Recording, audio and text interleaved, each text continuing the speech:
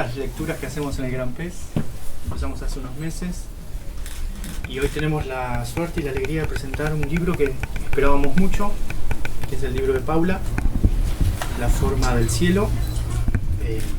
Un libro que algunas cosas conozco antes de que se publicara y que durante los últimos días tratamos de no hablar absolutamente nada por Messenger ni por ningún tipo de comunicación para que esta charla saliera un poco más fluida. Si no, porque empezamos a hablar y ya terminábamos todo ahí. Y por esas casualidades o no,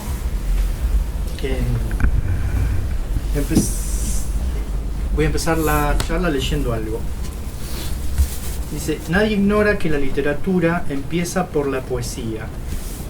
El verso es anterior a la prosa, y es natural que ésta, acaso sin saberlo ni proponérselo, vuelva a su fuente. No hay uno solo de los cuentos que integran este libro que no tengan algo o mucho de poético. Pero no han sido escritos para ilustrar esta tesis literaria, sino han sido escritos por una necesidad del espíritu. Esto no lo escribí yo, lo leí hace muy poquito y no encontré nada mejor para decir que esto, que es perfecto para el libro de Paula. Fue escrito en el año 1964 y es a la primera edición de Los Nombres de la Muerte de María Esther Vázquez, prólogo de Jorge Luis Borges, ¿no? Que es un atrevimiento, pero queda perfecto, porque eso fue hace 60 años. Y esas palabras que estaban muertas hoy las traemos a la vida, así que está bueno eso. Y yo pensaba así, todo el tiempo tu escritura vuelve a la poesía. Y eso vendría a ser como una de las primeras preguntas que te quiero hacer para que hables. Es cómo trabajaste, porque vos sos poeta. Soy poeta. Bueno, sí, en realidad no sé si hablarle a la gente o a vos. Yo miré a todos un poquito. Sí, está bien. Y a nadie. Está bien. A ver. Sí, yo digamos que empecé escribiendo poesía, digamos, está mi madre por ahí de testigo. Que yo cuando era chiquita escribía poesía, ¿no? Tenía cuadernos donde escribía unos poemas muy rimaditos, ¿no? Como con una forma así muy concreta, y miles, ¿no? Miles. Copiados de canciones, ¿no? Cosas así. Así que sí, ese fue como mi primer acercamiento a la escritura. Es un poco rara ¿no? como ese recorrido literario, porque en realidad no leía poesía. O sea, leía cuentos, leía novelas, escuchaba canciones. Por eso me parece que está bueno eso, porque en algún punto la poesía es el primer contacto que por lo menos yo tuve con la literatura en términos de realización, y que después me atravesó en las lecturas posteriores de toda mi vida, ¿no? Porque después solo leía poesía cuando era adolescente, que estaba un poco como conflictuada con mi identidad y trataba de encontrarle nombres a cosas que me pasaban. Y después me cansé y no, la verdad que ahora no leo poesía, ¿no? O sea, no es algo que diga, voy a leer un poema. O sea, sí, a veces leo poemas y me maravillo, pero más que nada leo narrativa ahora. Y fue así que tuve el acercamiento, tuve las ganas de empezar a escribir cuentos, que tampoco son ganas, bueno, es otra cosa. Pero sí, digamos, es una producción como bastante constante la de poesía que tuve. De hecho, publiqué con Gastón, que está ahí, un editor increíble, publiqué 2 libros de poesía con los que tuve también mi primer acercamiento a lo que es el trabajo de edición. Y ahí me di cuenta de que escribir y editar son cosas muy distintas. Y eso, digamos que para mí igual los escritores, o sea, los narradores, los grandes narradores son poetas. O sea, no importa lo que están contando. Podrían estar contando cualquier otra cosa de la que están contando. Eso es algo que lo vamos descubriendo por ahí cuando nos alejamos de los textos y empezamos a leerlos de otra manera. Cuando vemos qué es lo que está pasando en el texto, qué está pasando ahí. Está pasando ahí una trama, un conflicto, en tal lugar, o en tal otro, en tal tiempo, en tal otro, digamos, no es eso realmente. Por eso, y yendo un poco a los cuentos que conforman este libro, ninguno de ellos está situado en un lugar determinado ni en un tiempo determinado. Podrían haber pasado en cualquier momento histórico, en cualquier lugar, porque a mí me parece que eso no es lo importante, y eso lo aprendí de la poesía. Eso. Bien. Yendo a los cuentos, en algún momento nos vamos a poner nerviosos y Paula va a leer un cuento. Pero antes voy a hacerle otra pregunta.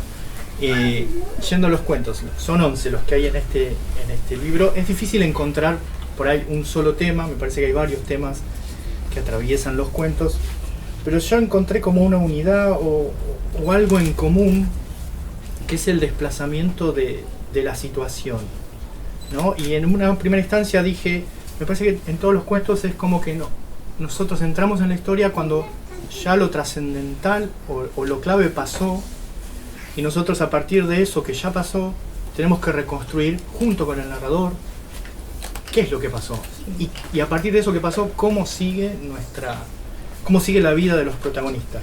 También, releyendo y reformulando esa pregunta, hay algún cuento como Estaciones donde da la sensación de que en realidad no es que ya pasó, sino que está pasando donde no está el eje de la narración. Claro. ¿Sí? Como que la narración está puesta acá y todo está sucediendo acá, y yo como lector quiero mirar ahí y no me dejas. Y eso está buenísimo, y hace los cuentos algo raro, de que es leer cuentos originales o distintos a lo que uno está acostumbrado a leer. ¿Lo pensaste así? No. Ahora sí. Sí, también tratar de encontrar una explicación a eso. Me parece que lo que yo hago es, digamos, contar algo que no sé. No es que yo, digamos, no es que yo tenga una idea y digo, bueno, no, eso no se lo, no, voy a tirar indicios, voy a hacer como, ¿no? Como la punta del iceberg, una cosa así, ¿no? Como, bueno, voy a tirar indicios y que el lector después vea dónde está la segunda historia. Eso en ningún momento lo pienso. Son métodos, ¿no? O sea, son métodos que existen en la narración, en los talleres, ¿no? Como, bueno, ¿cómo hacemos para estructurar un cuento? Vamos a hacerlo de esta manera, tiene que cumplir con esto, pero en mi caso en ningún momento lo pienso. Para mí lo que pasa es lo que está pasando acá. O sea, son personajes a los que les están pasando determinadas cosas. Es esto lo que pasa, lo que está detrás, eso, volviendo a la primera pregunta, eso es la poesía. Bien. Por ahí el problema es que son narraciones que están sustentadas en una forma poética que está todo el tiempo en conflicto con eso. Digamos, con la necesidad de que haya una historia y que tenga una coherencia interna. No la tiene, o sea, no esperen eso, si leen el libro no lo esperen. Tipo, ¿qué pasó? O sea, que, bueno, ahí tengo este conflicto, bueno, ¿y cómo se resolvió? No, se resolvió. Se sigue resolviendo todavía. En otro plano que no es este, que no está en el libro, y que, bueno, cada uno lo resolverá como se le ocurra. No se resolvió, pero está la historia. En claro, cada cuento. Sí. Eso es lo que... Claro, la historia, yo o sea, de alguna forma el libro, no yo, porque yo no invité a nadie, pero el libro sí los invita a ser parte de una historia de la que no van a saber demasiado. O sea, hay señales muy, muy sutiles que se pueden aplicar quizás a millones de contextos distintos, pero por algo es esa y no otra la forma que tiene. ¿No?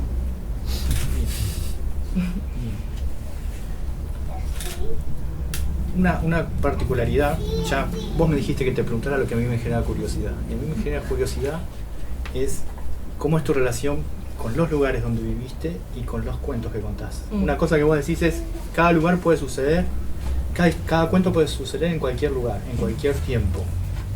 Y pienso cómo la Paula que vivió en Mar del Plata, que vivió en Capital o que vive en Capital, que fue a Brasil, que da vueltas, ¿cómo influye en eso, en que estos cuentos no tengan un lugar, un territorio? Sí, bueno, para eso voy a citarme a lista, me parece. Porque ¿Está acá? No, podría verla como que... Sí, tendría que estar ella sentada acá. Bueno, Ella de todas esas explicaciones. No, me parece que hay algo de, digamos, cuando yo viajé bastante, bueno, de eso también vamos a hablar, como literatura y vida y todo eso. Entonces, digamos, en esa experiencia de desplazamiento constante que todavía tengo, uno se empieza a separar de su propio sujeto de alguna forma, o de su propia identidad. Empieza a dejar de saber quién es, ¿no? Y hay un momento en que ya dejas de afrontártelo, directamente no lo sabes, y ya está, vivo con esto. Sé que podría estar diciendo que me llamo Paula, como que me llamo Juana, como que soy de tal lugar o de tal otro, y que trabajo de tal cosa o de tal otra. Eso no importa, ¿no? Y esa pérdida de etiquetas, digamos, de identidad en relación a lo que los demás piensan de nosotros, me dio la libertad, digamos, para armar espacios dentro de los cuentos que son muy blandos. O sea, los personajes son muy blandos, si bien tienen como identidades fuertes, particularidades fuertes, están muy entregados al fluir de las cosas. Ellos están sometidos por las cosas, como todos nosotros. Hacemos un esfuerzo, nos ponemos nombre, nos ponemos carreras, nos ponemos, ¿no? Como, bueno, nos vamos metiendo, insertando en cosas, pero al final siempre estamos a merced de las cosas, y eso me parece que es lo que pasa, lo que les pasa a los personajes, ¿no? Como que ellos están ahí, bueno, hacen cosas, pero no saben muy bien si lo quieren hacer o no, por qué lo hacen, digamos. Y al final terminan desplazándose, empiezan en un lugar y terminan en el otro, digamos. Ese es el resultado de dejarse llevar por las cosas, moverse del lugar, que es lo que, para mí, lo que tiene que pasar.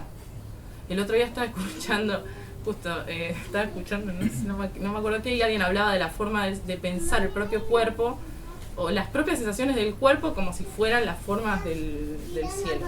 O sea, así como, es un poco cursi esto, pero bueno, la forma del cielo como algo que va cambiando constantemente y que, bueno, así como lo vemos ahora, en un rato va a ser distinto, y va a ser distinto, y va a ser distinto, y todo lo que ahora nos parece definitorio termina siendo anecdótico, ¿no?